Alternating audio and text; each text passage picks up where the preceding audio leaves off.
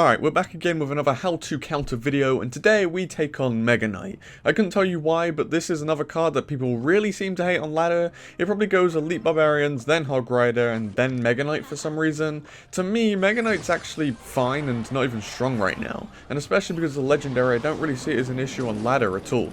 The key to countering this boy is remembering that he's 7 elixir. When attacking, there will be occasions where your opponent can't afford to defend with him, and when defending against him, always remember that you have 7 elixir to play with, assuming you weren't already down about 5 elixir. Anyway, let's start simple with the basic units that will counter Mega Knight alone. Simple melee units with high HP, like your Knights and Princes of the world, will easily weigh down that Mega Knight for a while and cause him a slow death.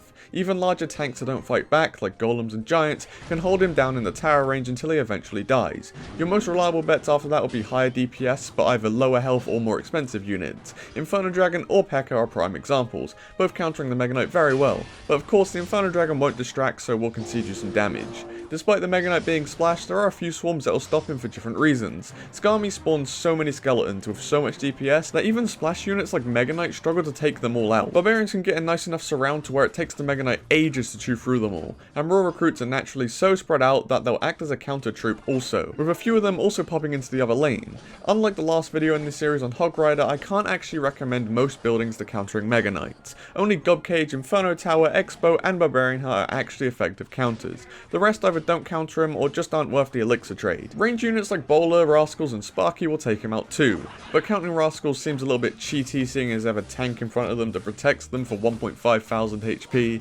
For mini tanks that don't fully take out the Mega Knight, like Ice Golem or even a poorly placed Knight, you're going to need an extra bit of DPS. You can pull the Mega Knight across, then support with something like a Musketeer, Archers, Cannon, Bats, Minions, Flying Machine, or Wizard. Other troops are available, but these are probably your best options in terms of ranged help. You can also use bait cards to help you out against a Mega Knight. Using a swarm like bats to bait out a zap can enable you to safely place down a Skami to ruin the big boy. After spending that hefty 7 elixir on a Mega Knight, your opponent won't be able to afford multiple spells to take out both of your swarms, and that's assuming they even have 2 small spells in their deck. But in the same light, this does require you running 2 swarms in your deck also. As I said before, buildings aren't really recommended, but some of the more expensive ones will work well. Inferno Tower will get a +2 trade and live afterwards, Expo will get you a +1 trade, and Barbarian Hut will be an even trade, but you get the remaining barbs from what the Mega Knight wasn't actually able to take out. Most range units are pretty sucky against Mega Knight because of his jump.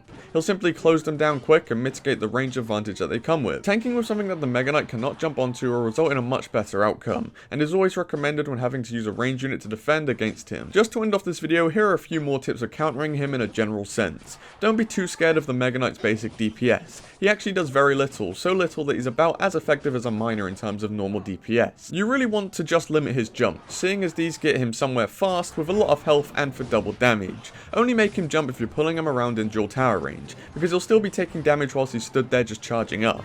Also, try not to give your opponent defensive value with him. If you know the Mega Knight is in your opponent's hand, don't be pushing him with a Hog Rider unless you're playing for chip damage. You usually want your opponent to waste that initial spawn damage so that you have the full 7 elixir cost to counter him. Other than that, that's pretty much all I have for today. There are a few things that you can do with his jump to make him easier to take down, but I guess that's an entire other video for another time. If you were helped by today's video or would just like to see more Clash Royale strategy, then be sure to subscribe to this channel. I hope you enjoyed today's video, thank you all for watching, and peace.